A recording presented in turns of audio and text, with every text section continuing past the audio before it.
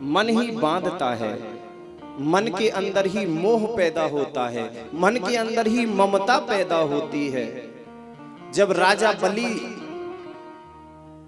से भगवान ने 3 पग भूमि ली, आपने सबने सुनी होगी कथा।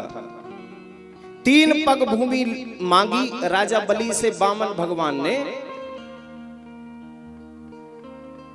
और 3 पैरों में, 2 ही पैरों में भगवान ने पूरा संपूर्ण उसका राज्य ले लिया, केवल 2 ही पैरों में।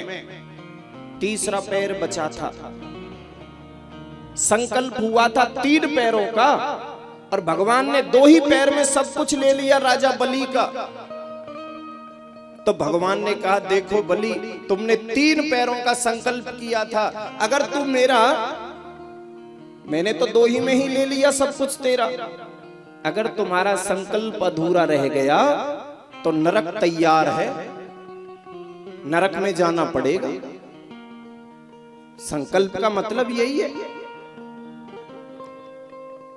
तो राजा बलि ने भगवान से एक बात पूछी कि भगवान एक बात बताओ, धन बड़ा होता है कि धन का मालिक बड़ा होता है? भगवान ने कहा, धन से बड़ा धन का मालिक होता है, जो उसको मेहनत से कमाता है, उसकी रक्षा करता है, रखवाली करता है।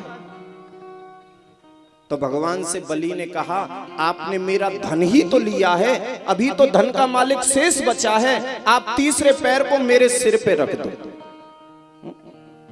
यहां बोला, सिर पे रख दो। और अंत में जब भगवान उसकी इस भक्ति को देख के प्रसन्न हुए, तो राजा परीक्षित ने प्रश्न किया था भगवान सुखदेव से कि गुरुदेव एक बात बताइए, ये भगवान ने 3 पैर ही क्यों मांगे? भगवान चाहते तो एक ही पैर से उसका सब कुछ ले सकते थे, क्योंकि भगवान तो कितने भी बड़े हो सकते हैं, कितने भी छोटे हो सकते हैं। परमात्मा चाहते तो एक ही पैर से पूरा त्रिलोकी नाप सकते थे, सब कुछ ले सकते थे। फिर भगवान ने 3 पैर ही क्यों मांगे? 2 भी मांग सकते थे, 3 ही क्यों मांगे?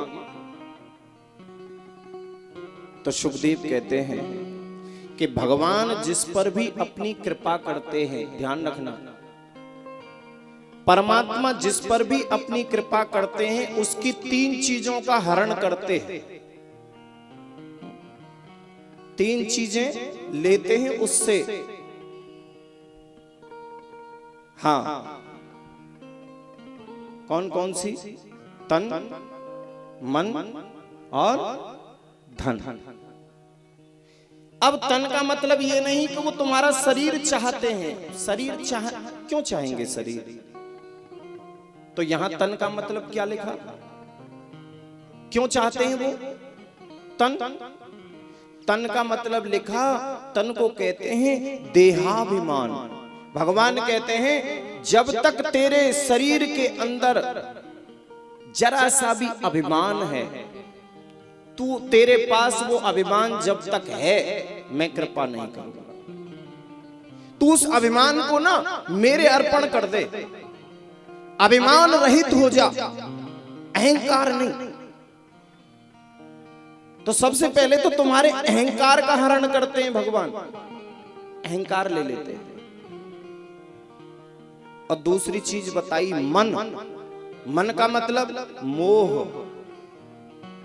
भगवान कहते हैं तू जितना मोह परिवार से करता है, संसार से करता है, तू उस मोह को भी मुझसे कर।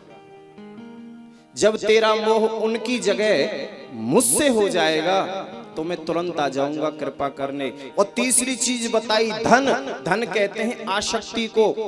जीव धन के प्रति आसक्त रहता है, उसके प्रति हमारी इतनी ममता होती है कि उसके अलावा कुछ दिखता नहीं। भगवान कहते हैं कि जितनी ममता, जितनी आसक्ति तू इस धन से करता है, उतनी ही ममता और आसक्ति मुझसे कर, तो मैं तुरंत आ जाऊं कृपा करने।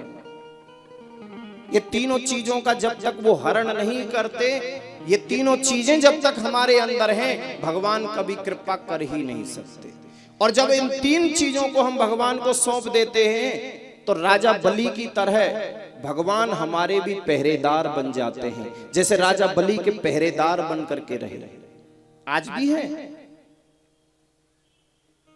आज भी है, पहरेदारी करते हैं भगवान।